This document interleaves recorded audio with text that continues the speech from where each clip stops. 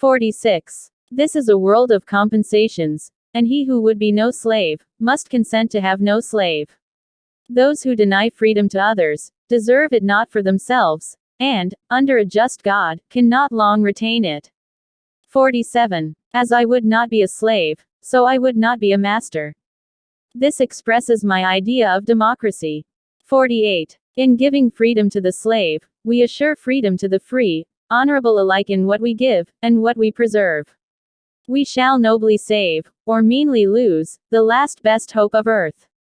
49. You think slavery is right and should be extended, while we think slavery is wrong and ought to be restricted.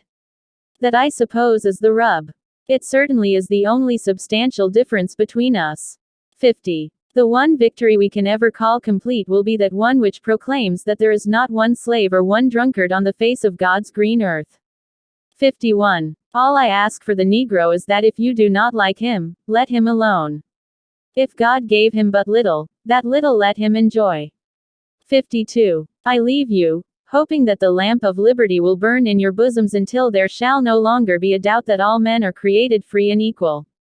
53. No man is good enough to govern another man, without that other's consent. I say this is the leading principle, the sheet anchor of American republicanism. 54. It may seem strange that any men should dare to ask a just God's assistance in wringing their bread from the sweat of other men's faces, but let us judge not that we be not judged. The prayers of both could not be answered, that of neither has been answered fully. The Almighty has his own purposes. 55. Surely God would not have created such a being as man, with an ability to grasp the infinite, to exist only for a day. No, man was made for immortality. 56. With malice toward none, with charity for all, with firmness in the right as God gives us to see the right, let us strive on to finish the work we are in, to bind up the nation's wounds, to care for him who shall have borne the battle, and for his widow and his orphan, to do all which may achieve and cherish a just and lasting peace, among ourselves, and with all nations.